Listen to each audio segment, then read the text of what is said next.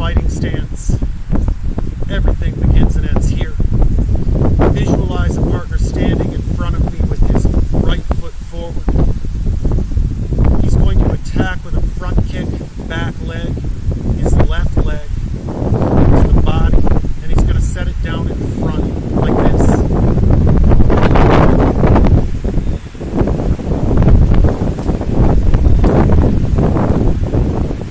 Beautiful weather today. One with nature. Here we go. As the kick comes in, I'm pivoting backward on the heel of my front foot, my right foot. I'm swinging my arm from the shoulder, spiraling it underneath, merging with the back side of the kicker's kicking leg, while his kick is still rising into the air. The back of his ankle will be resting on my wrist. His leg is extended. It's trapped up in the air. The kick comes in. Pivoting scoop. We're merging with the energy. There is no collision. The kick comes in. I'm feeling the energy. I'm breathing. I'm moving from the center. The kick comes in. Pivoting scoop. It must be down behind the ankle. It can be a little bit higher than that, but it's optimal if the back of the ankle is draped over the wrist.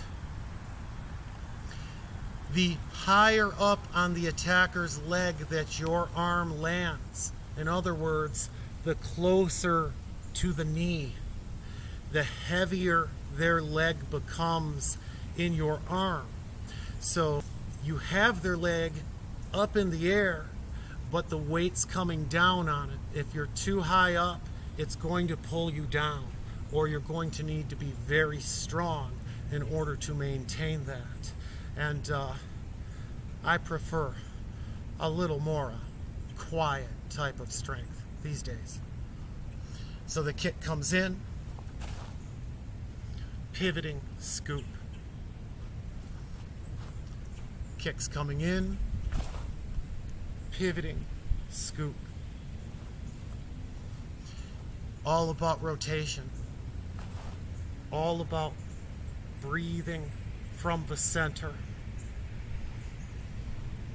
Now, obviously, this attacker now finding themselves with their leg trapped, suspended in the air, has many additional targets now available.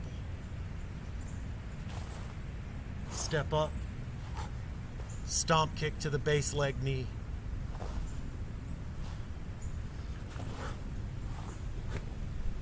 Into the groin. And taking the base leg right out from under him. We also want to consider, we'll look at this in depth on another day, but this same technique off of a punch coming in, hyperextending, breaking the arm, off of a wrist grab with opposite hand, this way here.